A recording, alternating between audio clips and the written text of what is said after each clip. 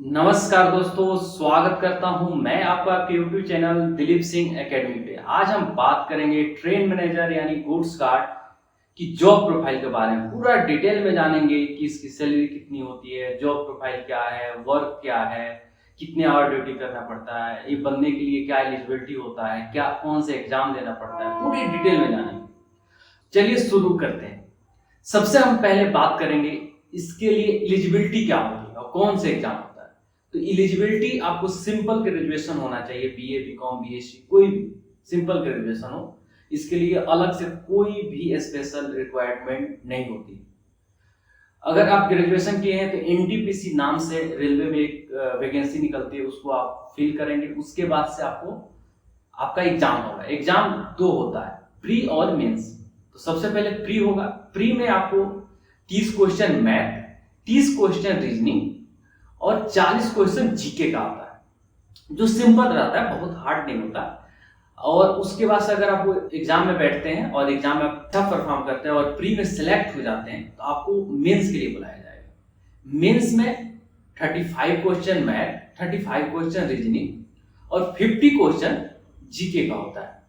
120 question 120 number का होता है और 90 मिनट आपको टाइम दिया जाता है। अगर वो पेपर आपका अच्छा जाता है फिर आपको बुलाया जाता है मेडिकल के लिए। मेडिकल आपका होगा। मेडिकल होने के बाद मेडिकल और डीबी साथ में होता है। पहले डॉक्यूमेंट वेरिफिकेशन होगा, उसके बाद से मेडिकल हो जाता है। एक के साथ बुलाया जाता है। 2-3 दिन के अंतराल में आपको सब कुछ करके भेज दिया जाएगा। फिर आपको पोस्ट अलॉट होगा। पोस्ट अलॉट होने के बाद फिर एक बार डीबी होता है, डॉक्यूमेंट वेरिफिकेशन होगा। डॉक्यूमेंट वेरिफिकेशन होने के बाद आपको ट्रेनिंग के लिए भेज दिया जाता है। ट्रेनिंग 50 वर्किंग डे में इसको ट्रेनिंग कंप्लीट किया जाता है। डेली आपको 8 आवर की क्लास करना होता है और हर संडे आपको छुट्टी दिया जाएगा।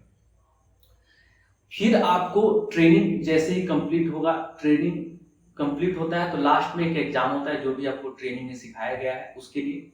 अगर आप वो पास करते हैं तो फिर आपको लॉबी अलॉट कर दिया जाएगा। ट्रेनिंग के में जो एग्जाम होता है पास करने के लिए वो बहुत ईजी होता है, उसमें टेंशन न लें। अगर आप एनटीपीसी के एग्जाम क्रैक करके अगर आप गार्ड्स बन गए हैं, ट्रेन मैनेजर बन गए हैं, तो उसके आगे वो तो बहुत छोटा सा एग्जाम है, उसमें आपको कोई प्रॉब्लम नहीं होता। उसके बाद आपको लॉबी अलर्ट कर दिया जाता है। कई लॉबी बना होता है, लॉबी तो बड़े बड़े शहर में ही होता है। फिर आपको एलआर के लिए भेज दिया जाता है, या एलआर यानी लर्निंग के लिए आपको ट्रेनिंग आपको गार्ड के साथ भेज दिया जाएगा। आप सीखिए काम को, 10 दिन 15 दिन आपको काम सिखाने के बाद आपको इंडिपेंडेंट कर दिया जाता है। इंडिपेंडेंट करने के बाद आप इंडिपेंडेंट कुछ दिन तक कीजिए, फिर 1-2 महीना होता है तो आपको फिर परमानेंट पोस्टिंग दे दिया जाता है। अब हम बात करेंगे इसकी वर्क प्रोफाइल की, इसमें क्या वर्क करना पड़ता है। तो वर्क प्रोफाइल में ट्रेन मैनेजर की काम क्या होता है। एक तो है कि आप जो गुड्स, पहले तो आपको गुड्स ट्रेन अलॉट किया जाएगा। गुड्स ट्रेन में जब आप गार्ड बनेंगे तो आपको गुड्स ट्रेन के पीछे ब्रेक वैन होता है, आप देखते होंगे उसमें व्हाइट कपड़ा पहने हुए, वॉकी टाकी लिए हुए, फ्लैग लिए हुए, लाइट लिए हुए एक जो पर्सन होते हैं उन्हीं को ट्रेन मैनेजर बोला जाता है। वो ट्रेन के संचालक होते हैं। पूरी ट्रेन में अगर कोई प्रॉब्लम होता है, फॉर्मेशन में कोई भी प्रॉब्लम होता है, अगर गाड़ी डिरेल होता है तो पूरी जिम्मेदारी उन्हीं की होती। कोई ट्रेन पार्टनर नहीं होना चाहिए। किसी भी प्रकार की समस्या हो तो उसके लिए टोटली रिस्पॉन्सिबल एक ट्रेन मैनेजर होते हैं और उनको हर स्टेशन पे और गेट पे एक्सचेंज दिखाना होता है पॉइंट्समैन के साथ, स्टेशन मास्टर के साथ, ताकि ये पता चल सके कि गाड़ी सुरक्षित जा रहा है, गाड़ी में कोई प्रॉब्लम नहीं। इसके अलावा भी क्या काम होता है उसके बारे में बात करते हैं। देखिए, ट्रेन का ईओटी करना यानी अटैच करना, डिटैच करना और साइड रिलीजिंग चेक करना। जब गाड़ी जब एक फॉर्मेशन है उसमें लोग को जब अटैच करते हैं, अटैच करने के बाद पूरा गाड़ी का चेक होता है कि सब जगह ब्रेक अप्लाई तो हो रहा है, कोई प्रॉब्लम तो नहीं है। ये सब चेक करना गार्ड और लोको पायलट का काम होता है, वो चेक करते हैं। और उसके बाद से गाड़ी को हरी झंडी दिया जाता है कि गाड़ी अब सुरक्षित है, गाड़ी में कोई प्रॉब्लम नहीं है, गाड़ी आगे जा सकता है। अगर कोई भी प्रॉब्लम हो तो गाड़ी नहीं आगे जाएगा। उसको वो जब तक वो प्रॉब्लम रेक्टिफाई नहीं हो जाता है गाड़ी को आगे संचालित नहीं किया जाता है। और इनका काम होता है जब जो गुड्स है जहाँ लोड होता है अनलोड होता है, उसके बाद लोड अनलोड होने के बाद जब हम गाड़ी को पॉइंट्समैन, लोको पायलट और ट्रेन मैनेजर जाते हैं और उसका ईओटी करेंगे यानी अटैच करते हैं, उसके बाद से फिर गाड़ी का पूरा चेक होता है कि गाड़ी में कोई प्रॉब्लम तो नहीं है, अगर लोड गाड़ी है तो अनइवन इवन तो नहीं है, कोई पार्ट मिसिंग तो नहीं है। किसी प्रकार की अगर समस्या होगा तो फिर उसका जब तक वो समस्या रेक्टिफाई नहीं होगा तब तक गाड़ी आगे नहीं बढ़ सकता है। पहले उसको रेक्टिफाई कराया जाता है फिर आगे गाड़ी बढ़ता है। अगर मान लीजिए अगर ट्रेन मैनेजर अगर ये काम नहीं कराए, अगर कोई गाड़ी में प्रॉब्लम है और वो रेक्टिफाई नहीं हुआ, वो नहीं देखे, अगर आगे जाके गाड़ी में अगर कोई भी दिक्कत होता है तो ट्रेन मैनेजर उसके लिए पूरी तरह से रिस्पॉन्सिबल होंगे। उनको अगर अपने काम में लापरवाही किए हैं, अगर कोई बड़ा हादसा हो जाता है तो उनको जॉब से टर्मिनेट भी किया जाता है, रिमूव फ्रॉम सर्विस कर दिया जाएगा। रेलवे में ये नहीं है कि सरकारी जॉब है तो आप रिमूव नहीं हो सकते, जॉब से टर्मिनेट हो सकते हैं इसमें अगर आपने गलती कोई बड़ा किया है तो।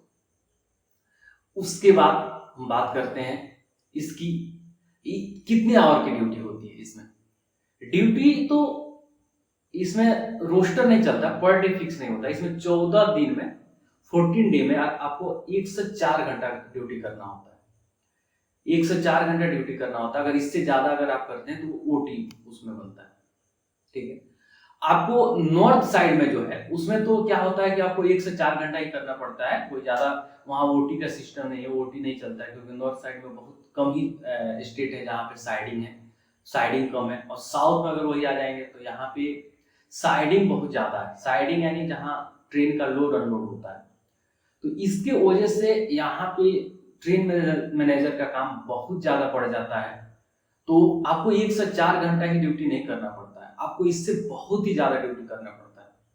आपको 14 दिन में 150, 160, 170 घंटे तक ड्यूटी करना पड़ सकता है।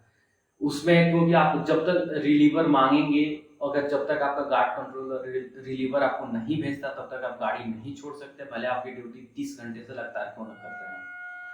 हाँ, अगर आपका 1 से 4 घंटे से जितना ज्यादा होता है तो नए जो गार्ड होते हैं उनको लगभग 500 रुपए पर घंटे के हिसाब से दिया जाता है, और पुराने होते हैं उनके 900। ठीक, इसी वजह से इसकी सैलरी इतना ज्यादा बनता है। जैसे ये तो 29,200 इसका बेसिक पे होता है, और उसके बाद से क्या होता है इसमें ट्रेवलिंग अलाउंस मिलता है, किलोमीटर अलाउंस मिलता है, नाइट अलाउंस मिलता है, और ये ओटी का सिस्टम है। ओटी के वजह से जो आप सैलरी स्लिप देखते होंगे 2 लाख 2.5 लाख, वो ओटी की वजह से आता है। क्योंकि मान लीजिए अगर आपने 14 दिन में 170 घंटे ओटी किया, 170 घंटे अगर ओटी किए तो आपको 66 आवर आप ओटी किए हैं। 1 से 4 घंटा तो आपका रोस्टर ही है, 1 से 4 घंटा 14 दिन में, जो 66 आवर है वो आपका ओटी में काउंट होगा। और उसका अगर नए गार्ड है तो आपको 500 रुपए, लगभग 500 रुपए आपको दिया जाता है, जो कि कितना बना 33,000 रुपया बना। 33,000। अगर कोई सीनियर गार्ड होगा तो 66,000 रुपया बना। ऐसे करके 2 रोस्टर होता है, 14 दिन का, 28 दिन में, एक मंथ में 2 रोस्टर होगा। तो इससे क्या होता है आपकी सैलरी बहुत ही ज्यादा बढ़ जाता है। इसी वजह से साउथ में अगर आप ट्रेन मैनेजर के अगर जॉब में हैं तो आपकी सैलरी अगर नए हैं तो 1.5 लाख से नीचे नहीं बनता है, अगर पुराने हैं तो 2 लाख 2.5 लाख 3 लाख तक सैलरी बनता है।